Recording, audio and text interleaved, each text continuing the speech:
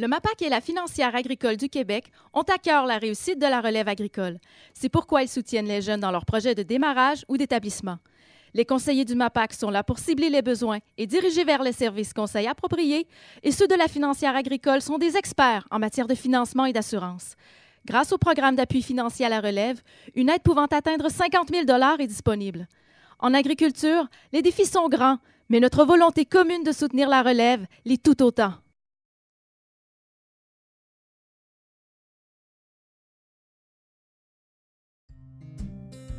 Vous désirez démarrer une entreprise, faire une relève d'entreprise? Consultez le CLD de votre territoire. Vous profiterez de l'accompagnement et d'une aide technique au plan d'affaires, ainsi qu'à la recherche de financement et d'un suivi personnalisé à la réussite de votre croissance. La Fédération de l'UPA de la capitale nationale Côte-Nord et ses syndicats locaux sont fiers de soutenir le dynamisme et la diversité agricole de la région.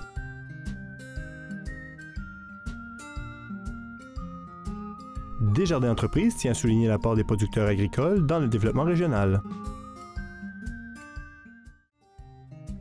Le comité établissement-transfert de la relève agricole est fier de chapeauter le projet de mobilisation afin d'accompagner les jeunes producteurs de la capitale nationale.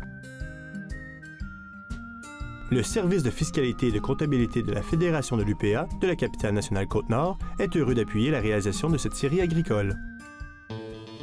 Bonjour à tous et bienvenue à La Voix agricole. Aujourd'hui, on est du côté de Charlevoix et on parle de volaille. Tout d'abord, nous allons rencontrer Jean-Sébastien Sauvageau de la volière de Baie-Saint-Paul et également M. Bernard Duchesne de la ferme Hilarion Duchesne et Fils. Bonne émission!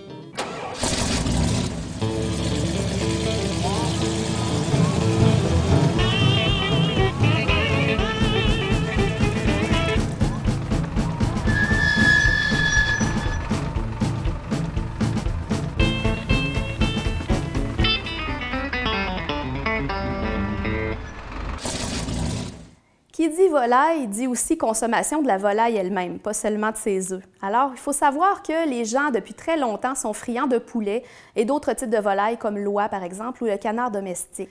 On a tellement à cœur d'avoir cette production-là au centre de nos préoccupations, que ce soit dans les villages ou même en ville, que chaque colon qui s'installe ici reçoit un couple de poulets pour pouvoir démarrer dans la vie. Donc, c'est assez particulier. Tellement que c'était considéré comme une alimentation de récupération. On en donnait aux malades dans les hôpitaux. Le fameux bouillon de poulet aussi, c'est pas nouveau. On l'associait vraiment à un régime de guérison. Mais aussi, ça va être une consommation qu'on va en faire dans les périodes maigres. L'œuf est vraiment au centre de l'alimentation pendant longtemps, notamment pendant le carême, les dimanches également. Progressivement, on va quand même réussir à mécaniser certaines étapes du processus de fabrication autour des volailles, mais aussi autour des produits transformés qui en découlent. C'est ce qui fait que de nos jours, c'est une industrie qui a vraiment une très, très grande place dans la vallée du Saint-Laurent et notamment sur toute la côte. L'équipe de la Direction régionale de la capitale nationale du ministère de l'Agriculture, des Pêcheries et de l'Alimentation, fière accompagnatrice de la relève agricole dans la région.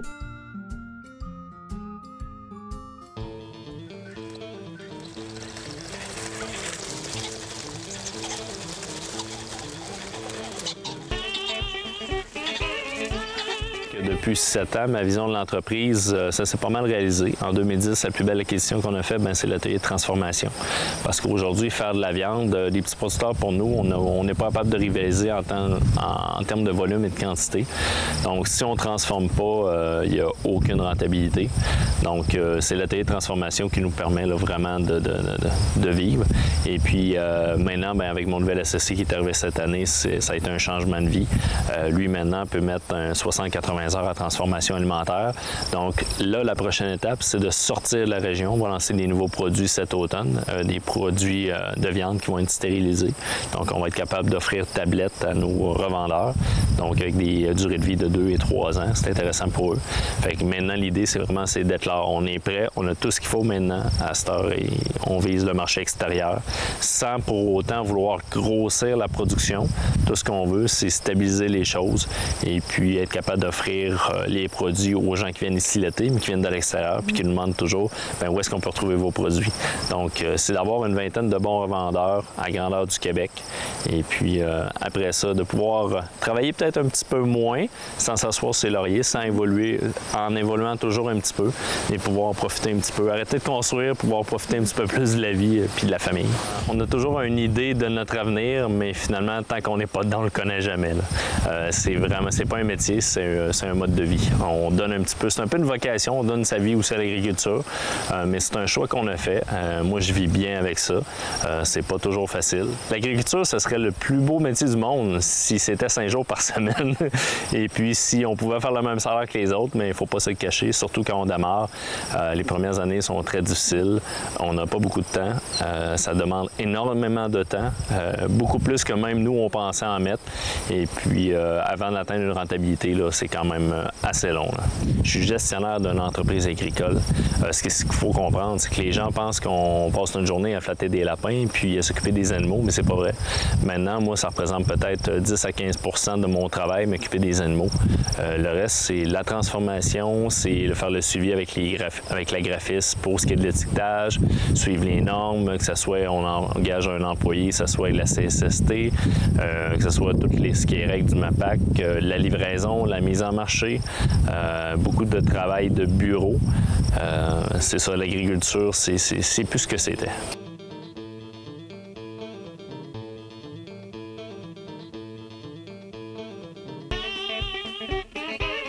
Donc, on a commencé, c'est ça, avec les lapins, en bâtissant un gros clapier. Et puis, on faisait jusqu'à 5500 lapins par année, ce qui n'est pas tellement par rapport aux autres producteurs. Par contre, on faisait toute la vente nous-mêmes et puis la découpe. Et puis, maintenant, l'entreprise, on élève lapins pintades, faisan-caille. On les transforme essentiellement toutes. À la restauration, on vend un petit peu les œufs de caille, les pintades, un peu de faisan. Sinon, tout le reste, les lapins et tous les produits transformés sont vendus à la boutique en vente directe. C'est pas tout là, de l'avoir sur une tablette, c'est vraiment de le faire goûter. Et puis, c'est de faire un petit peu le faire goûter aussi aux revendeurs, aux épiciers. C'est eux qu'il faut convaincre en premier. Je pense que le secret, première des choses, c'est de faire un bon produit. Si on fait un bon produit puis les gens trouvent que c'est bon, après ça, ils vont nous demander qu'est-ce qu'il y a dedans. Bien là, on va pouvoir leur dire que c'est du faisan, de la pintade ou même du lapin. J'ai des gens, moi, qui sont jurés toute leur vie qu'ils ne m'engageraient jamais de lapin. Les gens goûtent, puis on leur dit après ça que c'est du lapin, puis ils font « Oh, ouais, mais c'est bon ». Mais si on avait dit aux gens que c'était du lapin avant, pourtant c'est une viande qui est excellente, mais les gens, des fois, un blocage quand on sort du traditionnel. Donc, au départ, les gens ne jettent pas notre terrine de pintade abricot pistache parce que c'est de la pintade qu'il y a à l'intérieur. C'est parce qu'elle est bonne. Ce qui est dans les volières, c'est nos oiseaux de chasse donc qui volent. Et puis, tandis qu'ici, ben, là, on a été avec 4 sortes de poules pour pouvoir représenter un petit peu là, les différentes sortes. On a par exemple des Amérocas qui font des œufs verts. Fait que c'est toujours intéressant pour les gens. Puis ça fait des coqs des belles couleurs. On a les Chanticleers qui se trouvent être la race patrimoniale canadienne. On a également des Plymouth Rock. Et puis, on a de la poule brune là, qui font les œufs bruns. Donc, on a des œufs un peu toutes les couleurs. Après ça, les canards, ben, on a des canards de Rouen qui se trouvent être ce que les gens appellent un peu le canard malard. On a les canards de Barbarie, on a les oies de Toulouse. Et puis, les pintades, on a 2 sortes de dindons aussi. C'est vraiment pour avoir un éventail. Puis c'est ce que les gens apprécient, c'est d'avoir un éventail d'oiseaux. Ce qu'il faut comprendre, c'est que pour la viande, c'est un muscle. Ça se trouve être un muscle. Et puis, le plus qu'il va passer de sang dans la viande, plus que la viande va être goûteuse. C'est normal. Okay. Donc, quand on fait des oiseaux à l'extérieur, la viande va être un petit peu plus foncée. Elle ne sera pas plus dure. C'est juste qu'elle va être un peu plus foncée puis plus goûteuse parce qu'il va avoir passé plus de sang dans le muscle. La pintade, quand elle va être à l'extérieur, elle va avoir une peau qui va devenir bleutée. Presque mauve. Ça n'a aucune influence sur la viande. Ouais. C'est certain que la viande va être plus foncée parce qu'encore là, c'est justement, c'est que l'oiseau s'est dépensé plus, a bougé plus, il y a plus de sang qui a passé dans les muscles. Ça ne veut jamais dire que ça vient plus dur. C'est seulement que c'est plus savoureux, ça a plus de goût. Et puis, par exemple, même chose, les faisans. Un été qui va faire super beau, super soleil, les faisans, dans 16 semaines, ils vont être plein de couleurs. Tandis qu'une année où est-ce que le temps va être moche, ça peut prendre jusqu'à 24 semaines avant d'avoir toutes les couleurs.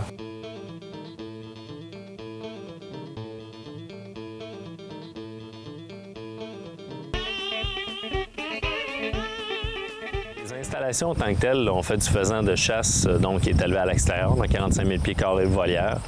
Il n'y a pas d'autres productions commerciales là, qui sont installées comme ça. Par contre, pour ce qui est de la pintade, bien, le gros est élevé à l'intérieur parce que c'est à l'année. C'est pas des installations, c'est sur parquet, c'est pas des installations qui sont très spécialisées. Le lapin un petit peu plus, mais je dirais que la plus grande difficulté, c'est pas l'élevage, c'est la commercialisation. Ça donne rien de le faire si on ne réussit pas à le vendre. C'est de faire goûter aux gens, c'est de les emmener vers quelque chose qui est moins commun.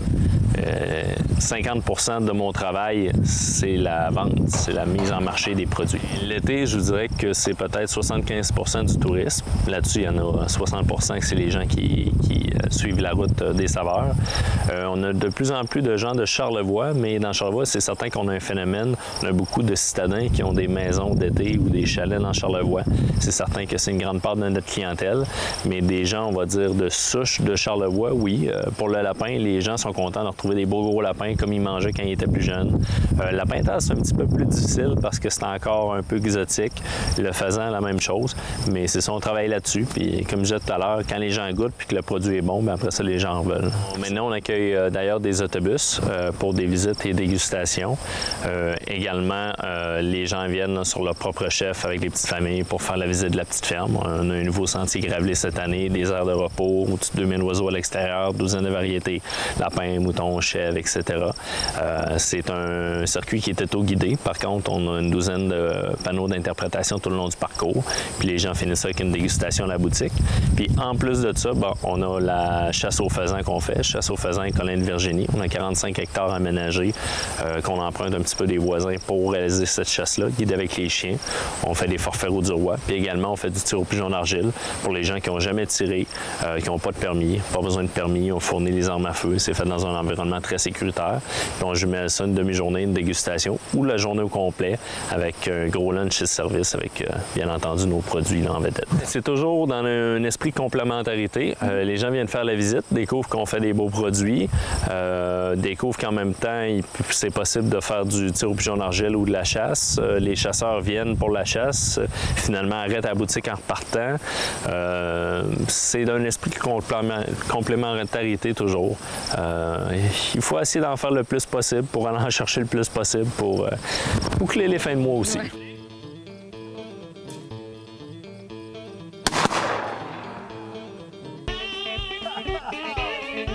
Il y a bien des moments où est-ce qu'on a envie d'abandonner. J'ai été chanceux, j'ai le soutien de ma famille, mon père et ma mère qui m'ont donné, qui sont copropriétaires, qui m'ont donné un très bon coup de main, puis qui continuent d'ailleurs à me donner un très bon coup de main. C'est ma grande chance. Sans eux, c'est certain que j'aurais pas pu réussir. C'est 7 jours sur 7, puis on peut pas travailler toujours les 7 jours sur 7. Il y a des journées qu'on est malade, ça file pas, c'est les enfants qui sont malades ou on a un mariage. Donc ça prend quelqu'un pour nous épauler, ça prend des gens qui croient en nous aussi. Des semaines de 40 heures ici, on a fini ça le mardi soir. Également, ce qui est intéressant, c'est d'avoir un réseau de connaissances autour. On en apprend des gens qui en connaissent plus que nous. Donc, au lieu d'avoir affaire à des consultants, ben nous, on peut appeler un copain. On a beaucoup de gens qui sont soit dans les productions qui sont similaires à nous, ou encore qui ont de l'expertise, que ce soit du côté cuisine ou côté transformation ou commercialisation, à qui on peut faire appel. Et puis, on s'échange tout simplement des trucs et de la bonne bouffe. Je me plais à dire, c'est que moi, c'est ça, c'est pas un emploi, c'est une vie. Ce qui est intéressant, c'est quelqu'un qui va travailler pour quelqu'un d'autre ou va faire à un moment donné un job qui est souvent répétitif. Tandis que nous, on a toujours l'impression de créer quelque chose. À tous les jours, on avance un petit peu plus, puis on développe l'idée puis l'entreprise un petit peu plus. Fait que c'est jamais une job répétitive parce que oui, c'est difficile, mais à tous les jours, c'est quoi de nouveau, puis on en a un petit peu plus à tous les jours, puis à tous les jours, l'entreprise est un petit peu plus à nous autres aussi.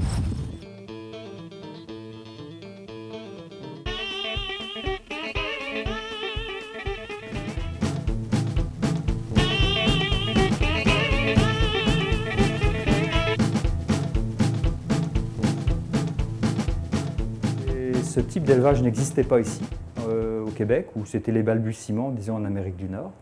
Et puis je dirais que c'est un animal qui nous plaisait beaucoup, notamment du côté de mon épouse. Du côté de mon épouse, elle avait de la famille, mais il y a peut-être une vieille tante ou une grande tante qui élevait de l'oie. Mais c'est assez proche du canard, parce que mon épouse a des origines alsaciennes et sa tante élevait de l'oie d'Alsace.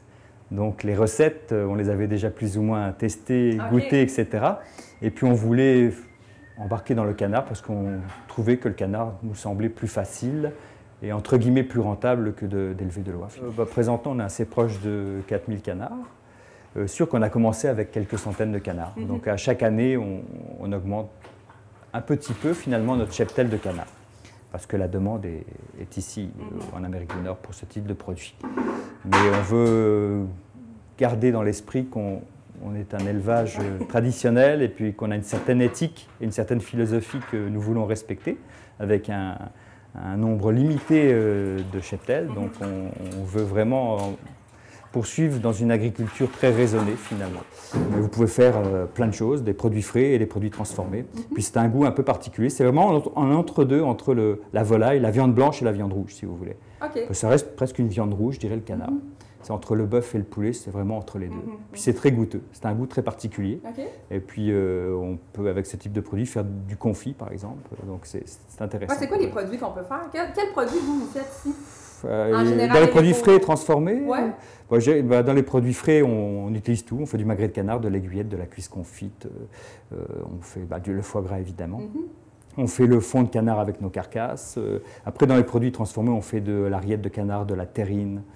On fait du foie gras, des mousses de foie gras. On fait des plats cuisinés comme des cassoulets, des confits, du smoke meat de canard. Enfin, plein de produits dérivés. Donc, on fait des essais, des tests, et puis on sert de cobaye, là, que ce soit moi ou même les Mathieu ou les employés, voire même des clients fidèles. On leur fait goûter des affaires avant de les vendre, finalement.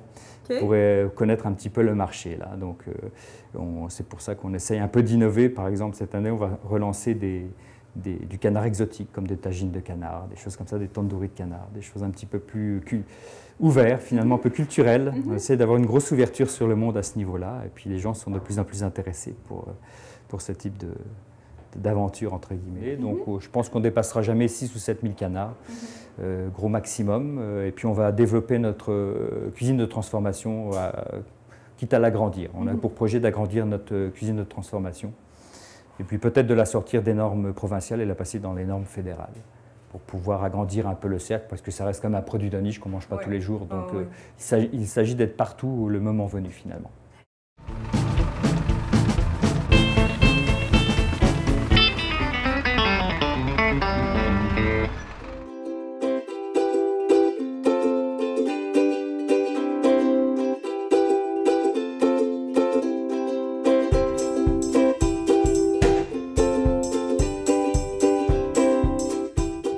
De mon père dans les années 60 environ.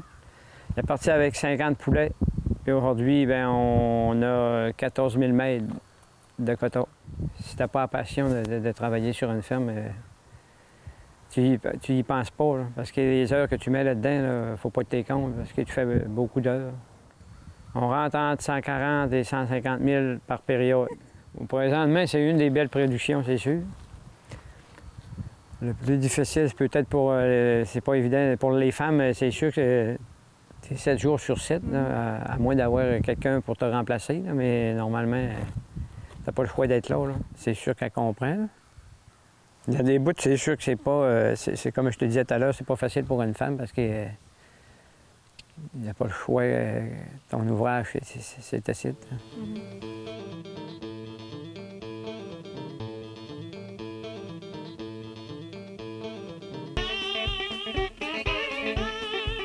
Beaucoup de monde, mettons, du monde de l'extérieur, ils pensent que des fois, la volaille, ben n'importe quoi, ils pensent que c'est à table, ça arrive de même, là. Mais c'est pas de même que ça se passe. S'il n'y a pas d'agriculture, il n'y a pas de nourriture. Hein. Mettons, au début, quand ça rentre, nos poulets, ils restent ici sur la ferme. Quand on les reçoit, ils restent 35 jours environ. Puis après ça, quand ils partent, il y a des équipes de charrement qui viennent charrer, puis après ça, ils s'en vont à l'abattoir. L'abattoir Saint-Anselme ou à Saint-Damas, c'est l'abattoir, c'est Excel-D'Or. Puis après ça, nous autres, quand c'est sorti, on fait le ménage dans nos bâtiments. On épousse, après ça, on ramasse la litière, après ça, le désinfectage, puis des fois, tu fumigues aussi dans les bâtiments. Puis après ça, on reçoit la RIP, puis il reste à réinstaller les bâtiments pour recevoir d'autres poussins. Et qu'au départ, nous autres, on soigne dans des assiettes. Là. Les premiers jours, on soigne... normalement, c'était 7 à 10 jours, mais à cette heure, on soigne... on en met dans nos assiettes assez pour qu'ils partent. On n'a pas besoin d'en rajouter. Hein. Il y a ça fait 2 élevages qu'on fait de même. Hein. Il y en a qu'on reste comme anciennement, on soigne un peu à tous les jours. Hein. Puis après ça, c'est ça. Durant l'élevage, c'est tout automatisé. Le système d'informatique, on le décolle au début, puis après ça, on part, mettons, à 88-90 degrés. Puis jusqu'à aller à 35 jours, on tombe à peu près à 67-68 degrés dans le poulailler.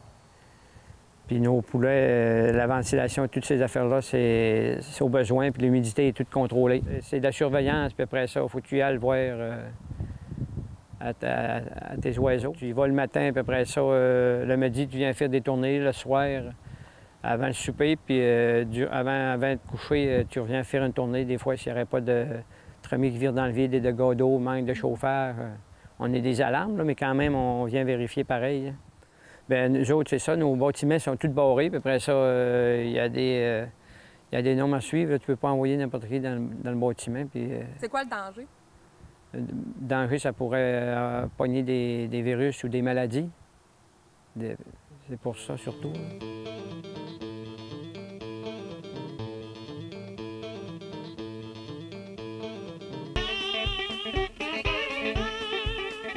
Au début, je ne demande pas ça, là, gars, comme là, ma température est à 60. Si je voudrais, mettons, faire virer mes fans plus vite, ouvrir mes trappes, je virerais là. Ça, comme il est là, il marche sur le manuel. Mais quand je suis en production, là, c'est automatique. Programmé, puis il est programmé, tu as rien qu'à peser là. OK, c'est ça, il est déjà tout prêt. OK. Après ça, lui, il se programme. Si tu veux changer des données, tu peux toujours en changer en route. Oui, sûrement, oui, c'est ça. Souvent, c'est avec la ventilation qu'on roule la plage. Là. OK. C'est souvent là qu'on travaille. C'est plus là que vous jouez, dans le fond. Ouais. On a des balances électroniques. Ils se pèsent graduellement. Okay. Là, ils sont fermés. Là. C'est ce système-là, est accroché au centre dans le poulailler. Là. Ouais. Puis elle pèse des poussins à la journée longue. Parce qu'il marche dessus? Oui. Elle est accrochée, puis ça, elle a un œil magique, là, puis elle dit même s'il y a un poulet, 10 poulets, elle le sait. Elle pèse tes poulets, puis après ça, elle donne la moyenne à la fin des journées. Le nombre de grammes qu'ils peignent par jour, elle dit tout ça. OK.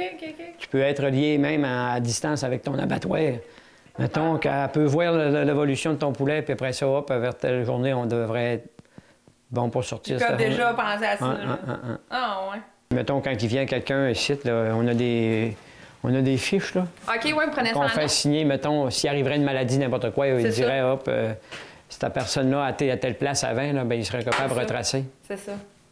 Mais normalement, quand le monde vient, on lui prête des chiennes, puis après ça, avec des bottes. C'est ça, des bottes de plastique. Tout Elle, mettons, elle prend ses ingrédients à mesure. Tu vois les lumières à mesure qu'elle prend ses ingrédients. OK. Ça, c'est les gros ingrédients. C'est tout écrit là, les ingrédients.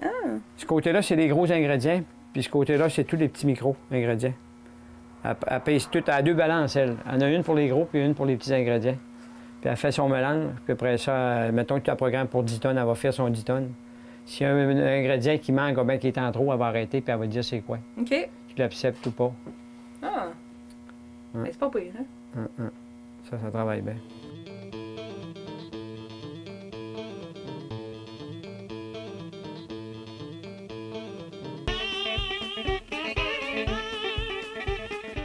D'après moi, il y a encore des belles années. Il y a quand même des belles années à venir. Là. Moi, je dis que du poulet, il va toujours s'en manger. Là. Puis c'est une viande que tu peux faire bien des choses avec. L'amélioration, on en fait toujours, là, mais des bâtiments, on n'a pas dit non pour d'autres. On a un nouveau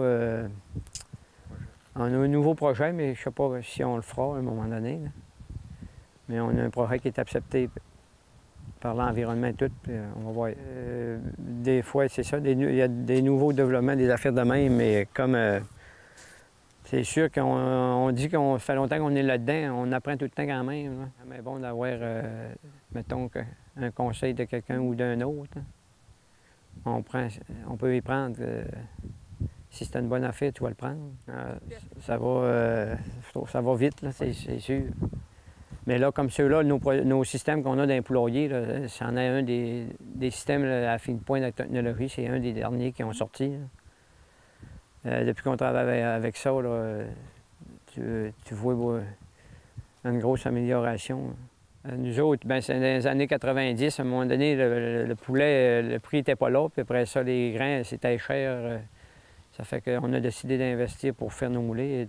Tu avais un gros avantage à faire tes moulets. Ça te prend quand même un bon volume là, pour le faire, là, parce que l'investissement, c'est quand même un bon investissement. Là.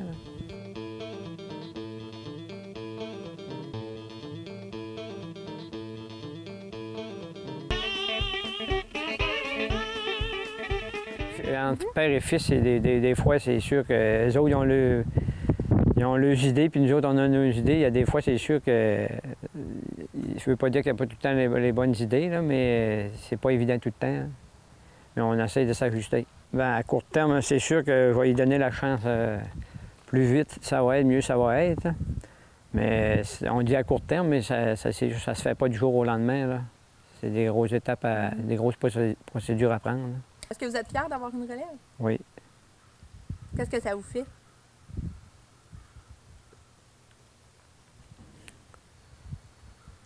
Ça fait quand même un velours à voir qu'on a de la relève, c'est plaisant. Hein? Parce que vous avez travaillé fort, puis vous avez préparé votre entreprise en fonction. C'est ça. Bien, partir où est-ce que papa a décollé, puis nous voir aujourd'hui comment est-ce qu'on est. C'est beau de voir comment est-ce qu'on est rendu. Là. Bien, il y a des bouts que papa, quand on a racheté des bâtisses de nos voisins qui vendaient, bien, il y a des bouts qui n'étaient pas pour ça. Là. Mm-hmm. Ils ne voulaient pas trop. Ils disaient qu'on avait assez, puis après ça, on a acheté pareil. Mm-hmm. Mais c'est sûrement pas un mauvais coup parce que comme on est rendu là, c'est quand même une grosse affaire.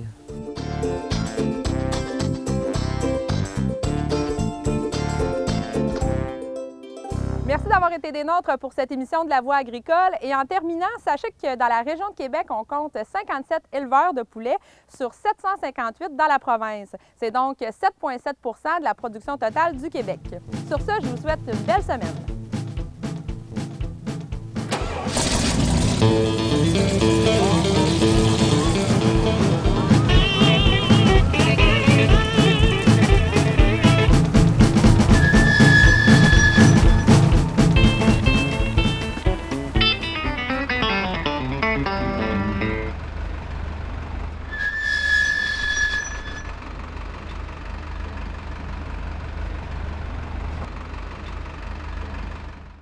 Vous désirez démarrer une entreprise?